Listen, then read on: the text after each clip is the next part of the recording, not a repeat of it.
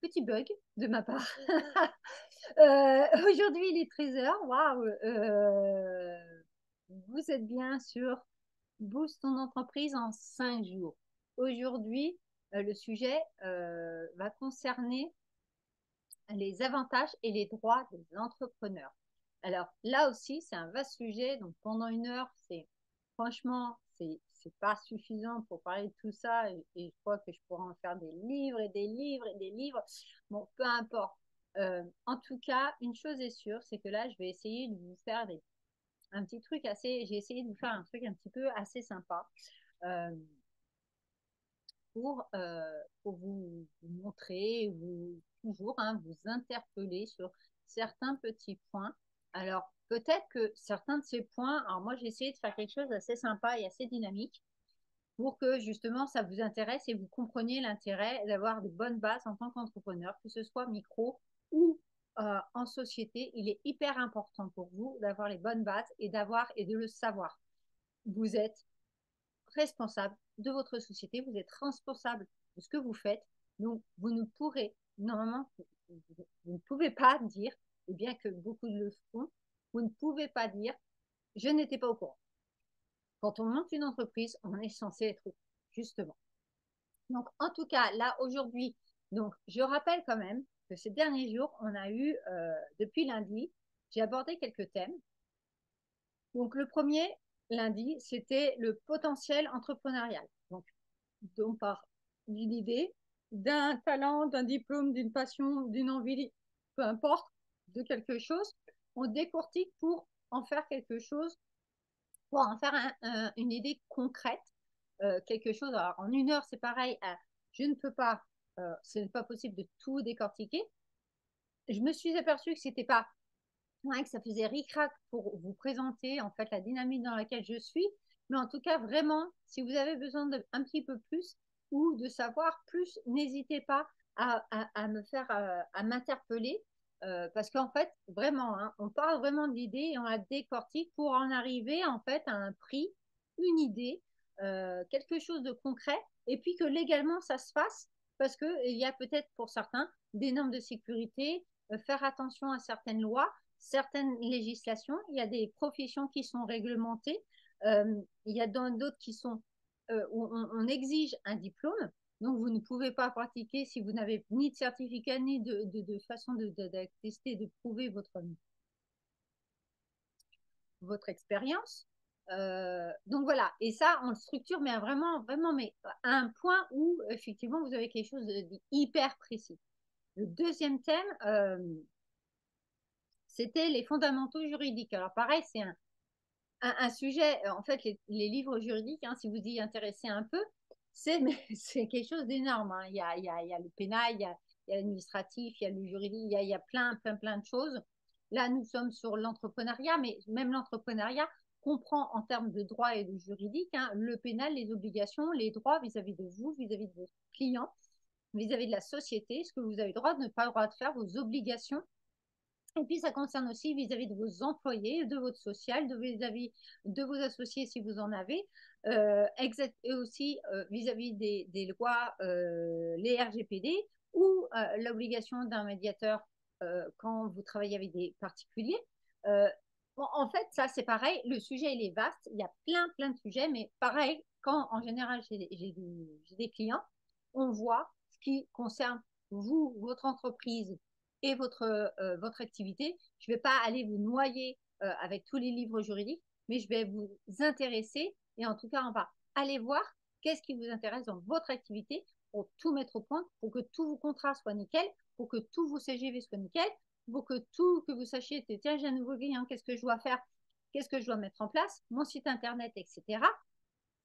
En fait, on met tout au point pour que en fait, vous soyez tranquille d'un point de vue de la législation et même voir vous proposer des veilles. Euh, Moi, ça fait quelques années que j'en ai pas mal et je les rafraîchis même maintenant encore plus. Donc, mettre des veilles en place pour que justement, vous soyez toujours au courant. On ne vous demande pas d'être un super précis, un crack en termes juridiques. On ne vous demande pas de faire la profession d'un avocat, mais vous êtes pareil quand même censé avoir une bonne base pour éviter de gros ennuis, parce que des fois, il y a certaines choses qui peuvent amener beaucoup d'ennuis. C'est pas pour vous faire peur, c'est que vraiment, il y a des risques. C'est comme tout, hein, l'assurance de la maison, on la prend. Il y a des risques, une chance sur deux, mais bon, il suffit qu'on ne la prenne pas que ça arrive, vous n'avez plus que vos yeux pour pleurer. Bah là, c'est pareil. Troisième jour, qu'est-ce qu'on a vu? On a vu les enjeux comptables. Donc, j'ai fait une petite démonstration sur un exemple de facture de montant, vraiment vite fait. Et puis, comment on l'inscrit dans son logiciel comptable et quelle est l'inscription aussi au niveau de la banque et donc de son encaissement, de son débit, parce qu'au début, j'étais partie sur une facture et en fait, j'y vais aussi à l'inverse, aussi pour l'encaissement d'un règlement client. Qu'est-ce qui se passe? Quels sont les comptes qui rentrent en ligne? Pareil, c'est un vaste sujet. Là, c'est pareil, hein, j'ai fait une facture type avec un règlement type vraiment, vraiment basique et avec de la TVA. Si vous n'en avez pas, c'est autre chose. Si vous en avez, c'est autre chose. Si vous êtes dans le service et le produit, c'est encore autre chose. Si vous avez du stock, c'est encore, il y a encore d'autres particularités. En fait, c'est pareil, le sujet, il est hyper vaste, mais c'est pareil. Mon intérêt, c'est que vous sachiez, vous ayez les bases pour votre activité et pas que vous ayez toutes les connaissances d'un comptable. C'est pas du tout le but, mais en tout cas, pareil, pour savoir vous dépatouiller, pour savoir vous gérer, surtout. Et puis, et que même si vous faites appel un jour à un comptable, vous savez ce qu'il fait et vous comprenez ce qu'il fait parce qu'il n'est pas censé vous expliquer exactement dans les grandes lignes ce qu'il fait. Hein. C'est son boulot et lui, il n'est pas là pour vous apprendre les choses. Aujourd'hui, donc, jour 4, les avantages et les droits des entrepreneurs. Pareil, encore une fois, un vaste sujet. J'ai essayé de faire un sujet assez sympatoche. Donc, en tout cas, il y a dans les avantages et les droits des entrepreneurs, et il y a ce qu'il faut voir, c'est que je vais vous les illustrer à travers des exemples, des cas. Alors, j'ai pas pu tout énumérer non plus parce que c'est pareil, c'est vaste. J'essaye de. Mais c'est pareil, quand des fois vous avez des questions, ou même la suite à cette vidéo, si vous avez des questions, revenez vers moi parce qu'effectivement, c'est pareil, c'est hyper vaste. Et pareil, avec mes clients, je fais au cas par cas. Donc, je ne peux pas, même moi, ma situation est différente de la vôtre, etc., etc., pour certaines choses. Donc, c'est pas possible. Bon, j'ai essayé de faire un truc assez sympa et assez dynamique toujours dans cet esprit de compréhension simple et pratique. En tout cas, dans mes exemples, ça illustre les concepts clés des avantages et droits des entrepreneurs qui sont hyper importants, mais vraiment hyper importants pour la réussite et la conformité de votre entreprise. C'est pareil, on verra, j'ai normalement fait quelques exemples vers la fin des conséquences que cela peut induire. Et vraiment, c'est toujours pas pour faire peur, mais c'est que vous preniez conscience qu'en fait, compte une entreprise, qu'elle soit toute petite, micro ou même en société, en fait, ça vous implique à vous, hein, à moins que vous en fichiez, mais je pense pas. En général, les gens qui créent une entreprise ne s'en fichent pas, ils ont envie d'en vivre. Et ben, c'est de réussir l'entreprise et puis c'est surtout pas de se faire planter ou d'avoir des pénalités ou des amendes ou voire une fermeture d'une entreprise, tout ça parce que il y a eu un truc qui a coincé, qui a été complètement oublié et que c'est un truc hyper important parce que la législation, elle, pour certaines choses, elle ne pardonnera pas et elle vous dira, hein, elle répétera, vous êtes censé savoir, vous êtes une entreprise, tenez-vous au courant ou autrement payez-vous un avocat. Donc c'est pareil, tu veux pas un avocat parce que c'est cher, effectivement, hein, mais moi, j'ai pas mon avocat pour ça. Mais par contre, je connais mes droits, je connais mes obligations, je connais les droits de ma société et en aucun cas, quand je fais quelque chose, je sais en tout état de cause pourquoi je le fais, comment je le fais, quelles sont les conséquences sur ma société, sur moi et sur mes clients. Donc, on va commencer. Donc, premièrement, je vais parler des avantages fiscaux pour les entrepreneurs. Alors ça fait partie des avantages et des droits des entrepreneurs. Les avantages fiscaux, en fait, sont des incitations fiscales qui sont accordées aux entrepreneurs pour stimuler leur activité économique. Donc, en France, hein, parce que là, moi, je parle de la France, je ne parle pas des fiscalités étrangères, je ne suis pas internationale. Ils sont conçus donc pour simplifier la fiscalité, encourager la création d'entreprises, mais aussi même pour les sociétés. Alors, ça peut être encourager la création en micro-entreprise, mais aussi bien en société. La micro-entreprise a ses avantages, même en étant en déclaration sur les revenus, mais en société, vous avez d'autres avantages qui sont même bien plus des fois développés et bien plus importants. et qui vous permettent de bénéficier de plein d'autres réductions qui sont moins limitées, puisque la micro-entreprise, par exemple, si on le prend l'exemple, c'est basé sur la micro-minimaliste, c'est-à-dire le minimum déjà de problèmes et de choses à régler. Donc, on ne va pas aller vous donner non plus des supra-avantages. Vous en avez quelques-uns, mais ça se limite à arriver à un moment parce qu'effectivement, c'est déjà une forme très simpliste. On ne va pas la simplifier plus, parce que de toute façon, là, ça mènerait à rien. Puis, on pourrait, les législateurs, voilà, n'estiment pas que ce soit avantageux. En sachant que vous avez même fiscalement déjà des avantages en tant que dans votre IR, vous avez des avantages en tant qu'impôt sur les sociétés aussi, yes. Donc, effectivement, c'est important de les connaître là aussi, et même hyper important. Moi, depuis que je suis en micro, j'étais en micro avant, j'utilisais à fond mes avantages fiscaux. J'y suis passée avec ma société de service à la personne en EIRL, j'ai fait à fond aussi. Et là, en gros, avec ma société, c'est pareil, je bénéficie de deux avantages, même les mêmes, voire même plus, et que je profite à fond dès que je peux. Pourquoi? Parce que justement, autrement, elle me reviendrait peut-être plus cher que ce que je voudrais. Et alors que mon avantage, c'est comme tout, hein, c'est pas forcément, alors comme on est tous, pas forcément payer trop d'impôts, payer des impôts, mais à juste, et si on a des choses à déduire ou à pouvoir profiter de certaines choses, autant en profiter. La loi est là, les textes sont lois, ils sont là pour être utilisés et il ne faut pas s'en priver.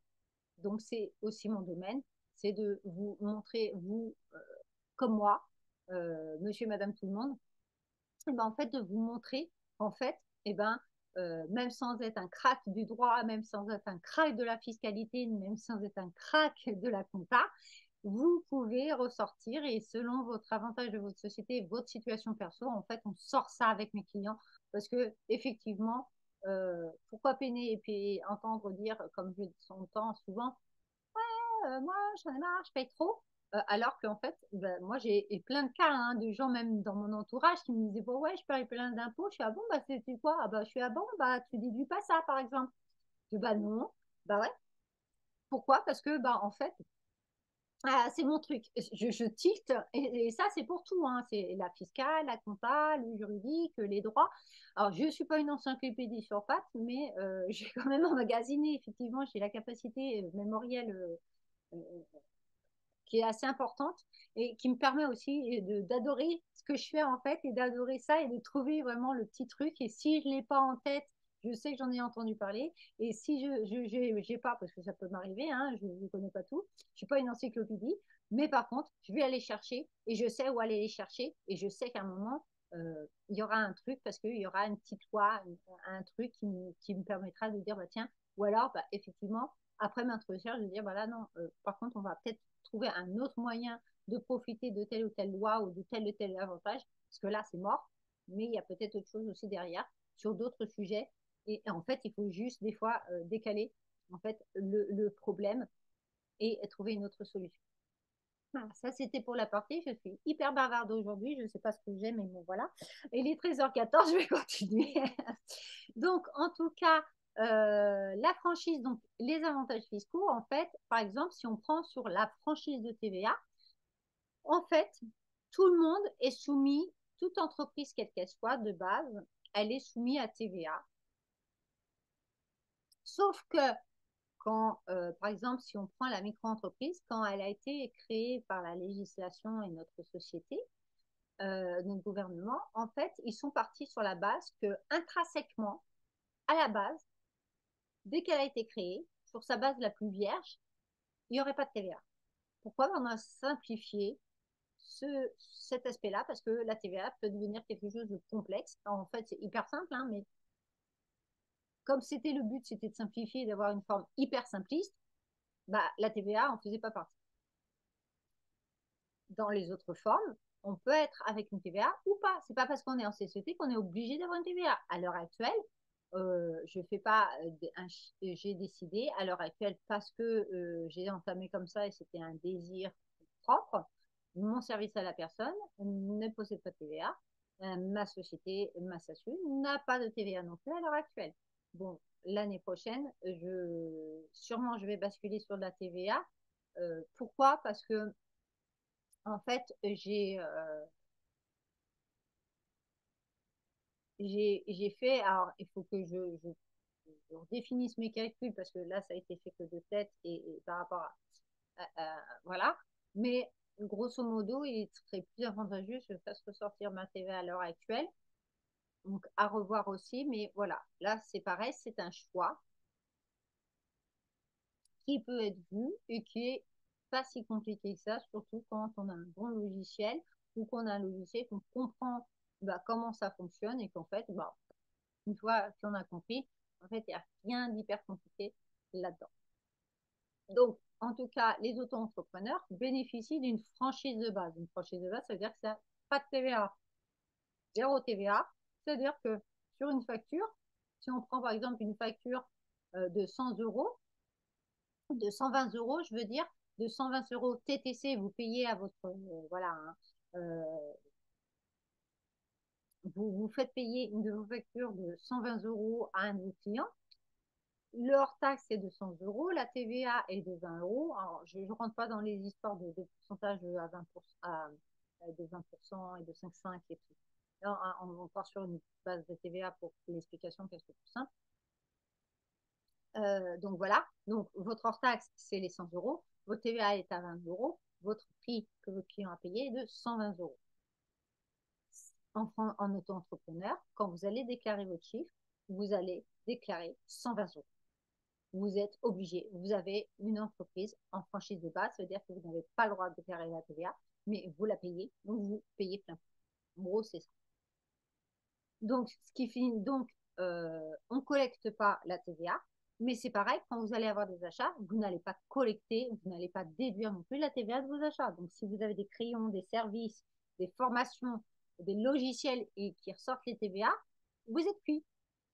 Franchement, bah, vous êtes cuit. Ça veut dire que, en fait, si votre logiciel vaut 50 euros TTC, et bah pareil, 120, on reste sur les 120 parce que c'est plus clair en termes d'exemple. Vos services en tout, pareil, sans partir dans les détails, coûtent 120 euros. Un hors-taxe d'une facture de 100 euros avec une TVA de 20 euros et ça vous coûte 120 euros. C'est pareil, vous n'allez pas payer 100, vous n'allez pas payer 20 pour les déduire, vous allez payer 120 sans déduction de votre TVA. Donc, on ne collecte pas en auto-entrepreneuriat la TVA. Il y a une possibilité de la collecter, mais si vous la collectez, ce ne sera que sur cette TVA. Ça veut dire que vous deviendrez collecteur pour les impôts, mais en aucun cas, ça ne vous donnera deux avantages et vous ne pourrez pas plus déduire vos frais ou qu'autre chose. Simplement la ligne de la TVA. Euh,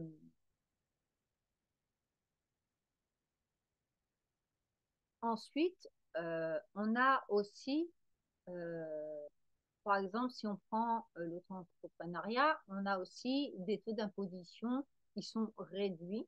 Et en plus, les impôts partent sur une base forfaitaire pour les entrepreneurs. Si vous passez en régime réel, vous passez sur un régime un peu plus poussé, mais qui vous permettra de bénéficier de deux avantages, mais ça reste de l'auto-entrepreneuriat ou alors vous basculez en entreprise individuelle qui là sera peut-être bien plus avantageuse. Après, il faut voir, pareil, qui est avantageuse, vos frais, mais quand je vous parle de frais, c'est la globalité de vos frais, vos assurances, les prix de votre local, bien que je ne sais pas du tout pour dès qu'à partir du moment où on a un loyer d'être en micro-entreprise, ça vous fait la vue de la tête. En tout cas, de tout des et en même temps, la première année en auto-entrepreneur aussi, ça fait partie des droits.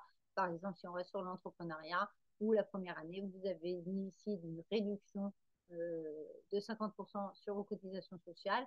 Donc ça, c'est hyper avantageux. Avant, c'était à 3 ans, maintenant c'est 1 an. Mais pendant 1 an, vous payez que 50% de vos cotisations sociales. Donc ça, et ça, c'est pour toute ouverture d'une nouvelle entreprise.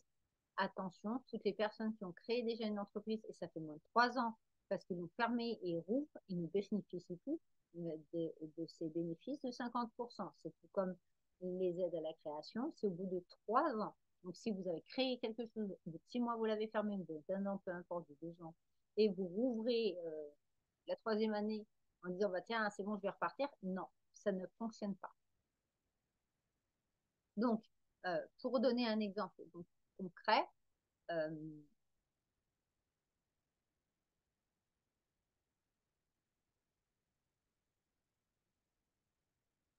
donc, admettons, si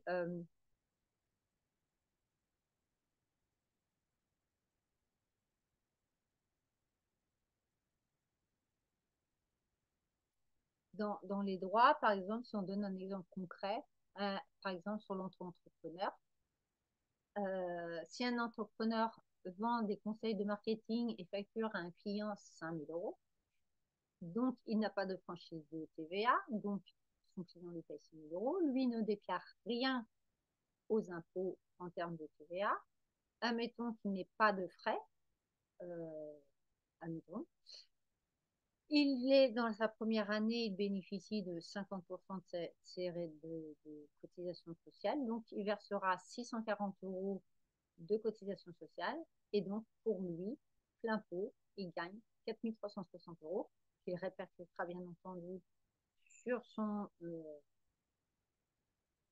sur ses impôts de revenus, mais qui sont intégrés avec les autres revenus du foyer. Donc, s'il y a d'autres déductions, des avantages, des impôts sur les travaux pour les enfants, les crèches, les gardes, les services à la personne, etc., automatiquement, ça viendra déduire votre impôt sur revenu et votre revenu de référence. Mais ça fait partie d'un exemple. Ce n'est pas tous les exemples, mais ça fait partie des droits que les gens ont. Si vous êtes en société, ça va être d'autres choses. Ou, par exemple, en impôt sur les sociétés, on est soumis à deux tranches. La première tranche à 12, quelque chose et la deuxième à 20 et quelques. Donc, de 0 à une certaine somme, on est sur la première tranche. Si on ne la dépasse pas, si on la dépasse, en fait, ce sont des paliers, hein, et plus on monte, et plus il y a des paliers en atteignant jusqu'à une certaine somme. Ça fait partie, hein, aussi. Les droits, autrement, on a aussi les droits et les responsabilités fiscaux. Je suis en train de regarder si des fois qu'il y aurait quelque chose de particulier. Donc, euh, les entrepreneurs, donc pour revenir, ils ont des droits et des responsabilités fiscales. Donc, pour en revenir comme là, même j'ai très bien basculé un peu sur ce que j'ai dit tout à l'heure. Donc, on est, vous êtes dans l'obligation, hein, que vous soyez en micro-entreprise ou en société, de déclarer fiscalement tous les ans vos impôts. Donc, pour une auto-entreprise, c'est sur l'impôt sur revenu, et même en entreprise individuelle, en impôt sur revenu, c'est au moment des impôts sur revenu comme tout le monde, c'est-à-dire fin mai-juin. Si vous êtes en impôt sur les sociétés, c'est un peu plus tôt, c'était vers mai, où vous avez votre déclaration à faire. Et là, et comme pour la TVA, où vous avez un calendrier pour pouvoir payer soit par trimestre, soit, alors ça dépend aussi de ce qui a été défini, puis les montants que vous aviez euh, prédéfinis, mais on paye des acomptes et au fur et à mesure. Et puis quand vous faites vos comptes à la fin de l'année et que si on s'aperçoit qu'il y a eu des choses qui ont été trop payées, on régularise d'un côté ou de l'autre. Ça fait partie de vos droits aussi, hein, où vous pouvez en retirer un certain bénéfice parce que vous aurez trop payé. Je ne parle pas de prélèvement libératoire parce que je ne suis pas en accord avec ça, donc je n'étalerai pas sur le sujet là-dessus. Euh, pour moi, c'est pas, il vaut mieux utiliser, on va dire, les déclarations basiques et voir ce qu'on peut déduire plutôt que d'utiliser ce genre de système qui n'est pas forcément des plus, peut-être, qui n'est pas des plus avantageux pour les gens. Et j'ai étudié la question et j'arrive, malgré toutes les versions que tout le monde nous donne et que je réétudie, j'en suis toujours à la même conclusion, je ne suis pas. Donc voilà. Euh,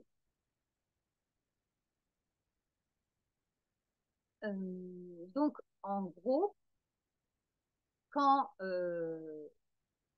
comme je vous l'ai dit tout à l'heure, si vous êtes en impôt sur les revenus, alors vous aurez droit votre déclaration d'entrepreneur sera soumise à votre déclaration de tout le foyer. Donc, si vous avez d'autres déductions de frais réels, de crèche pour les enfants, de déduction pour l'école pour les enfants en entrant au lycée ou au collège, etc., ou de services à la personne, ou de choses qui vous donneraient des déductions ou des crédits d'impôt, vous pourrez en bénéficier et bénéficier automatiquement, ça réduira votre impôt sur revenu et votre référence de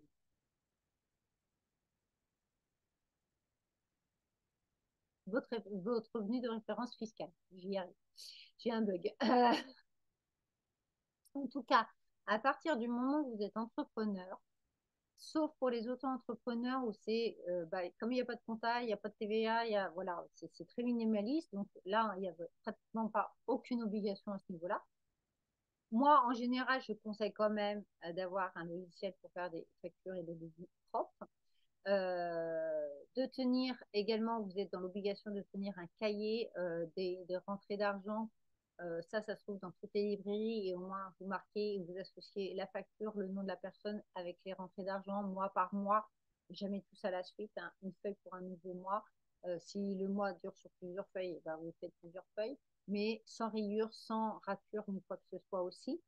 Ne pas utiliser Excel et les considérer pas comme un logiciel, hein, même si tout le monde le dit. Vous pouvez faire vos écritures dessus. Il n'est pas considéré comme un logiciel ni comme quelque chose de stable, puisque c'est un logiciel qui est complètement modifiable. À partir du moment qu'il est modifiable, hein, même pour un logiciel comptable, j'ai évoqué que le logiciel comptable qui était modifiable, ils ne sont pas considérés comme étant valables et devant une administration fiscale ou devant un contrôle, vous pouvez risquer, alors si c'est un logiciel comptable, ce ne sera pas de votre fait, mais vous risquez de vous faire augmenter les bretelles en vous signifiant que effectivement ce n'était pas quelque chose d'adéquat et d'adapté. Donc bien faire attention aussi, ce qui peut être toléré et ne pas être toléré en cas de contrôle. En tout cas, vous avez des obligations, autrement, si à partir du moment où vous déduisez vos charges, donc ça c'est à partir de l'entreprise individuelle en régime réel, où vous allez avoir la possibilité, mais c'est pareil, tout ce qui rentre dans la société, ce qui déduit, est intégré soit en impôt sur le revenu ou en impôt sur les sociétés. Tout est déclaré et déclarable en bénéficiant, bien entendu, de tous les avantages et les bénéfices que l'on peut avoir selon la forme de sa société. Tout comme la TVA, hein, c'est un droit aussi, c'est-à-dire que si vous avez plus de TVA d'achat que de TVA collectée de ce que vous encaissez, vous n'aurez pas à payer de TVA, ce sera les impôts qui vous rembourseront. Et vice-versa, et c'est après un choix de se faire rembourser ou de l'utiliser pour plus tard. Euh,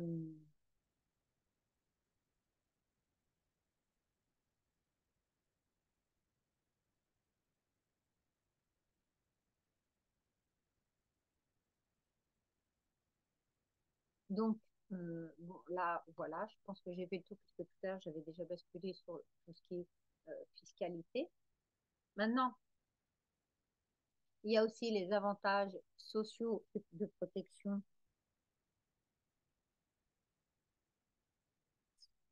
Les avantages sociaux et de protection. Donc, les entrepreneurs ont tous des avantages sociaux, tels que l'assurance maladie et les protections légales pour leur activité.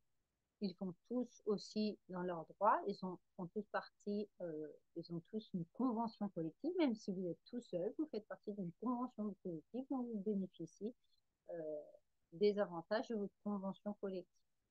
Et puis, c'est bien de le savoir parce que ça vous permet de bénéficier de certaines choses pour vous si à un moment vous avez un peu plus d'avantages, vous commencez à avoir des salariés, et de savoir effectivement là aussi, vous êtes censé savoir les contraintes et les droits et les obligations que vous avez vis-à-vis de votre convention collective de votre secteur. Ça aussi, c'est assez important de le savoir. Hein.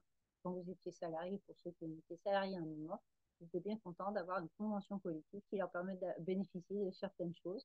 Et ben là, c'est pareil, même vous êtes chef, ça ne, c'est, à partir du moment où en fait, vous êtes une entreprise, vous avez une convention collective.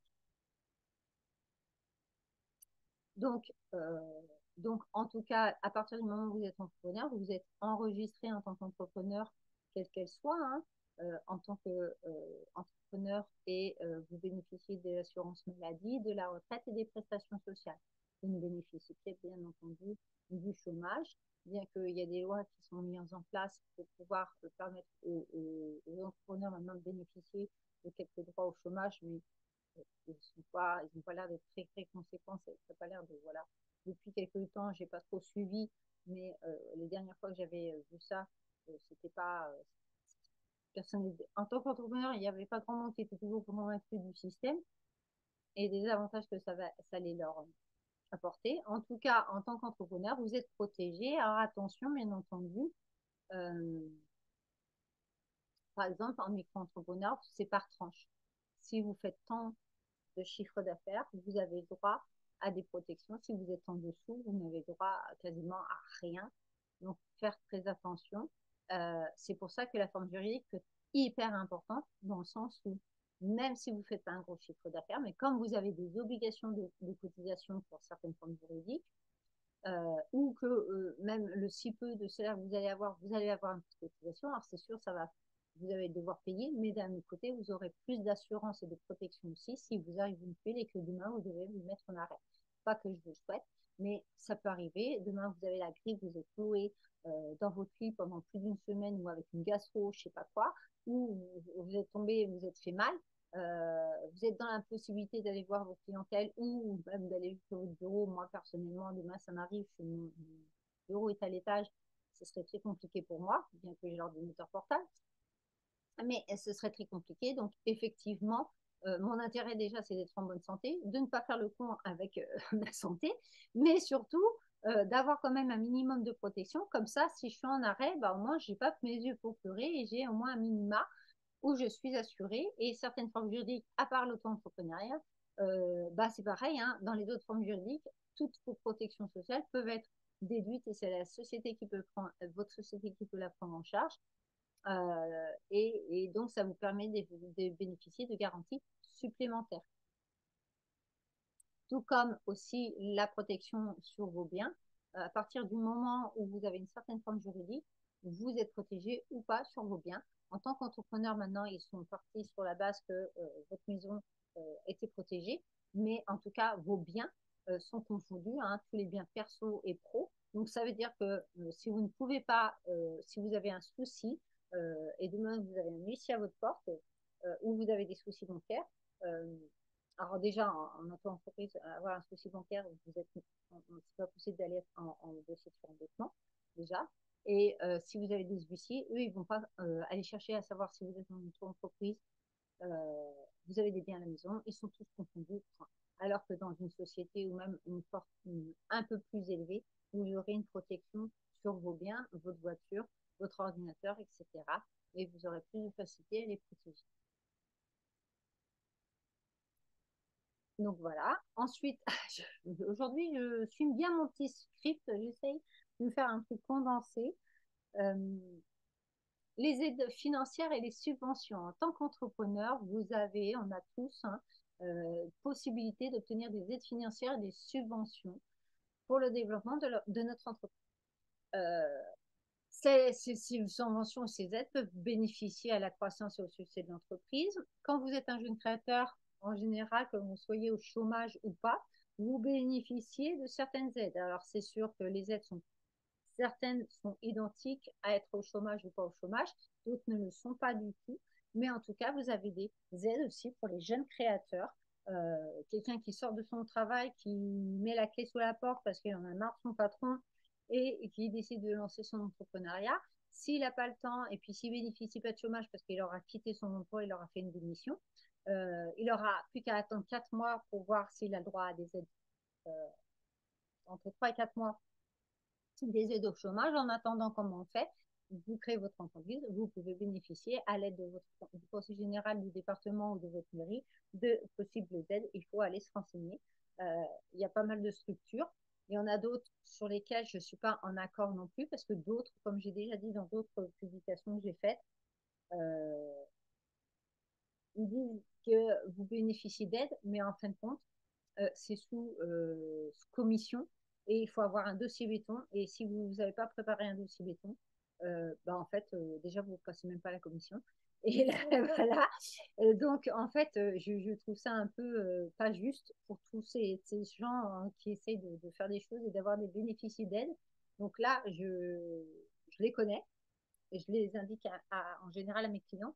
Mais effectivement, je suis pour des, des façons de faire un peu différentes et plus proactives parce qu'en en fait, il y a plus de chances de le faire par d'autres biais et d'obtenir ce que vous voulez que de faire par la méthode classique de ce qu'on vous rabâche sur Internet et tous ces organismes-là et qui sont en fait on ne vous donne pas le détail derrière et c'est plutôt fallacieux et je ne suis pas en accord avec ça parce que je pense que les gens bah, ça leur fait des faux espoirs entre eux.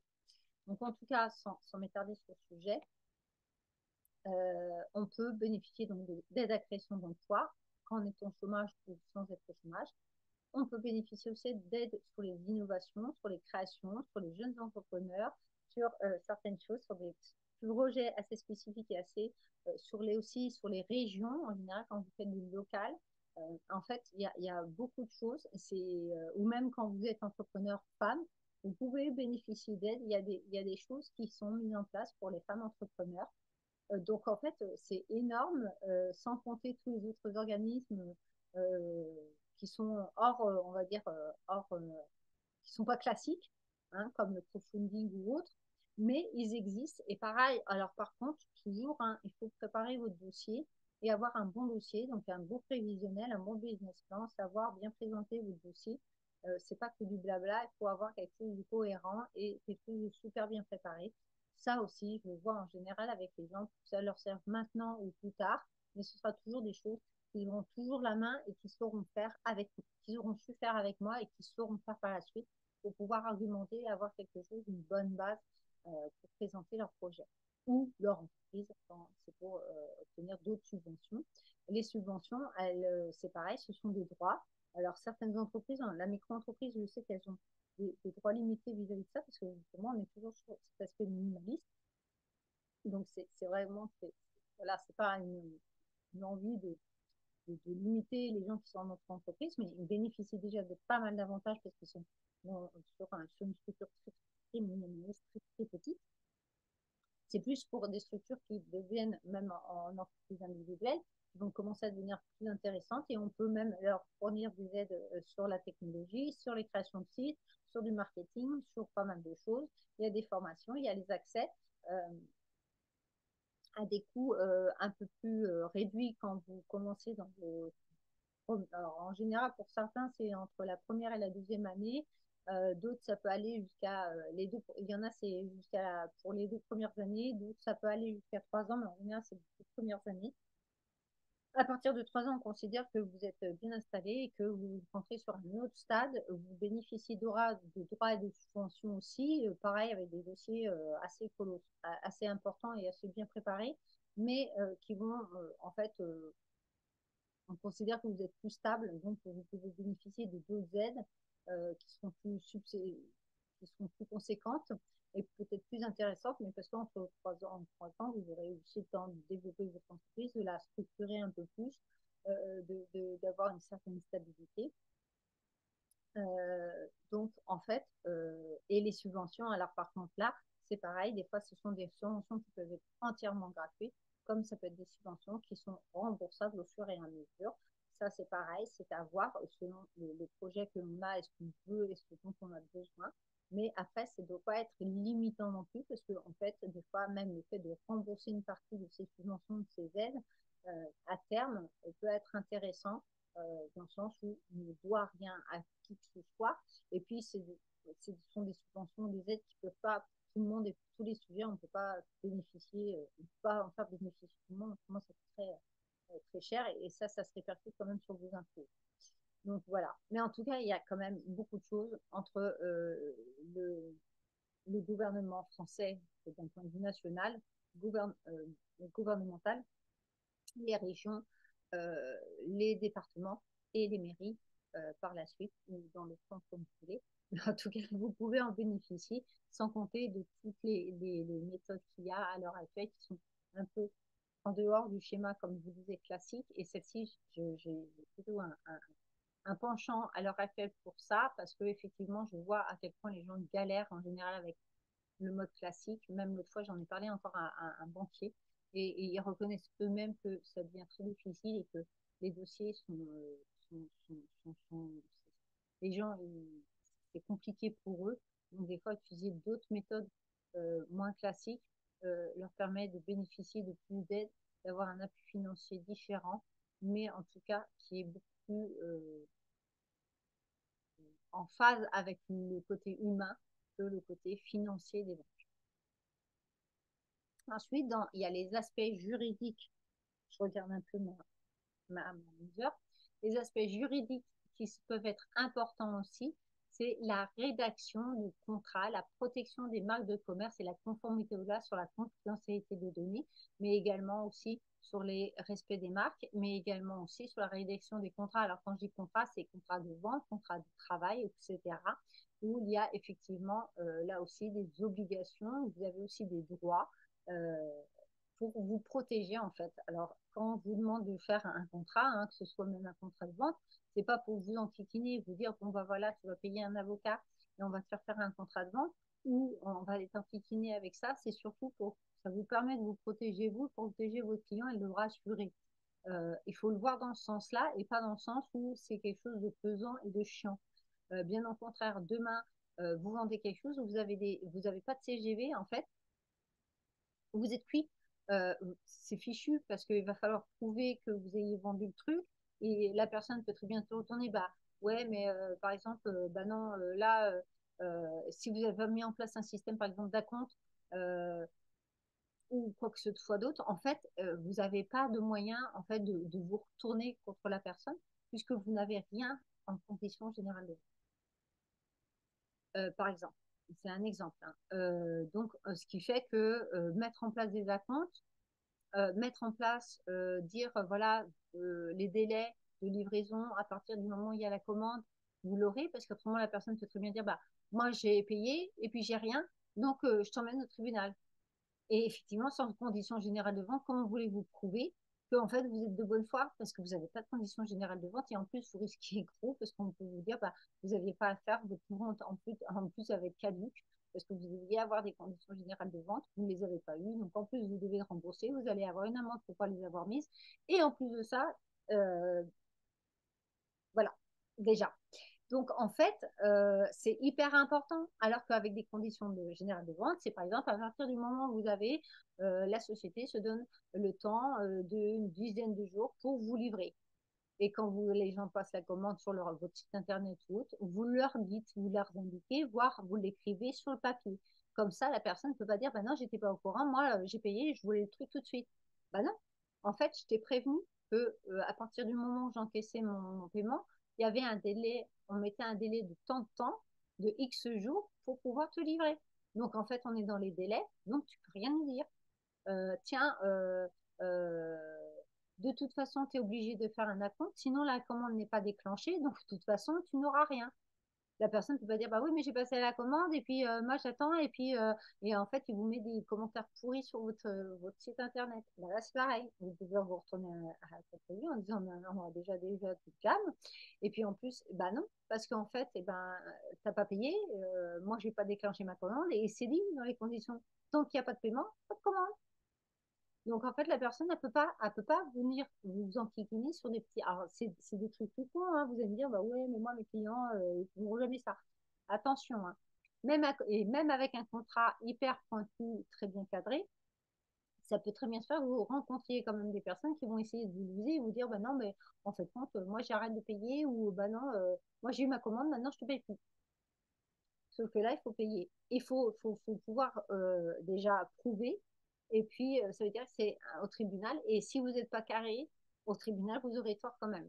Ça veut dire qu'on vous dira, bah oui, là, c'est vrai, il y avait ça qui était bon. Sauf que de l'autre côté, il y avait ça qui allait pas. Ça rentre en ligne de compte. Donc, en fait, ben, soit c'est caduc, soit c'est, bah ok, on te donne raison, mais on te tape sur les doigts et tu as droit à une amende. Soit on te tape sur les doigts pour la première fois, mais la prochaine fois, tu as intérêt de mettre ça encadré parce que là, comment ça passera pas la prochaine fois. On risque de vous surveiller. Les gens peuvent très bien, en fait, votre meilleur client, c'est votre meilleur pub, c'est vos clients, mais c'est aussi la plus mauvaise, hein.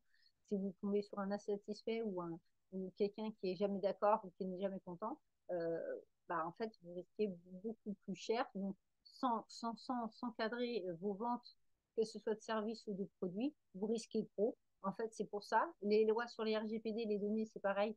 Il est hyper important que ce soit cadré parce que la personne a le droit que si demain elle voit un reportage où quelqu'un lui dit non, mais attention, tu as le droit de l'utiliser, elle peut venir vers vous et vous dire bah non, bah maintenant tu l'as utilisé sans mon consentement, donc voilà, tu l'as dans l'os. Et en fait, ils ont totalement raison. C'est vous qui avez tort, hein.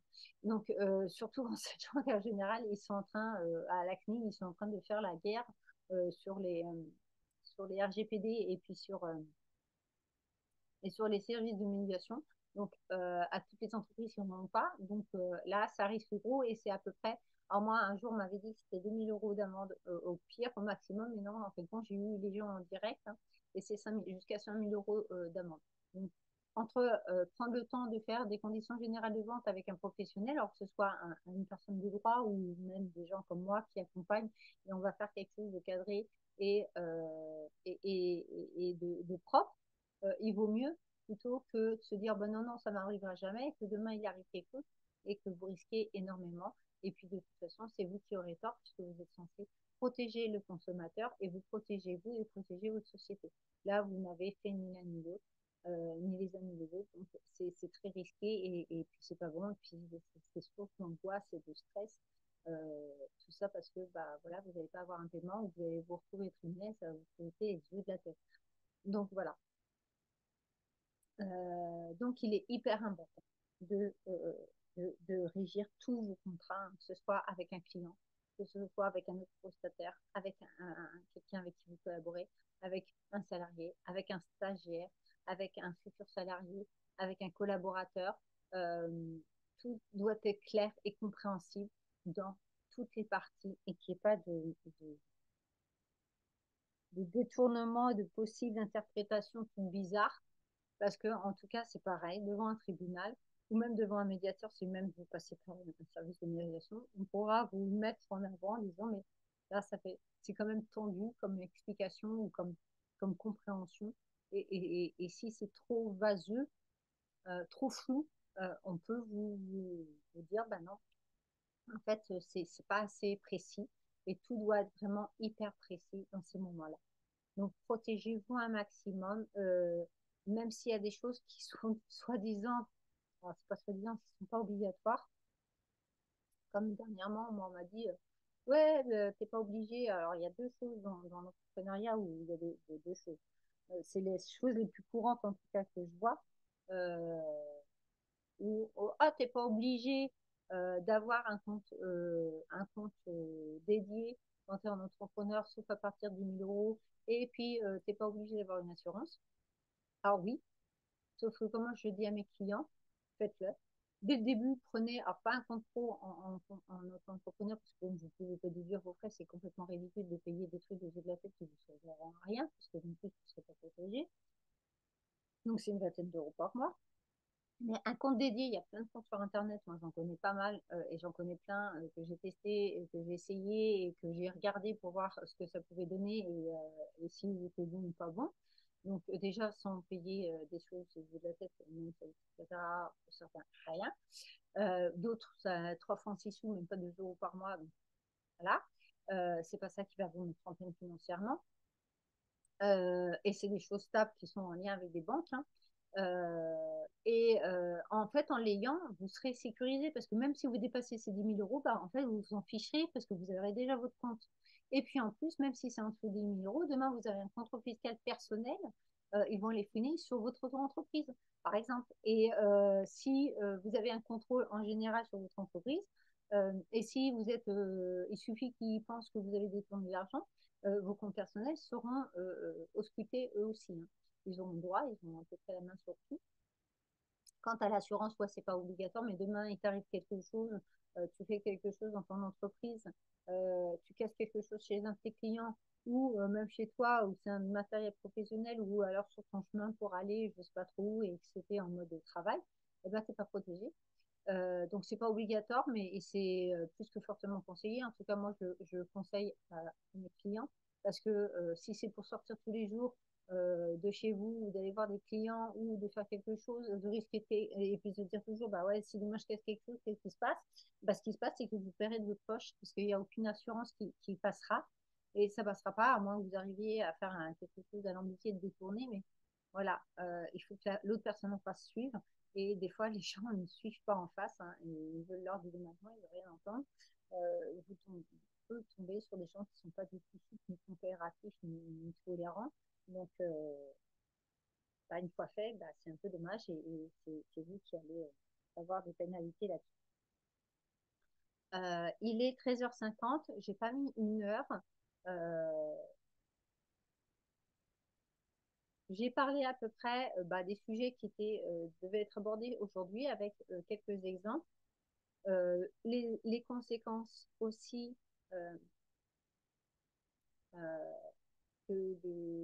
alors, toujours pas pour vous faire peur, en fait, il y a peu de chances hein, que ces conséquences arrivent.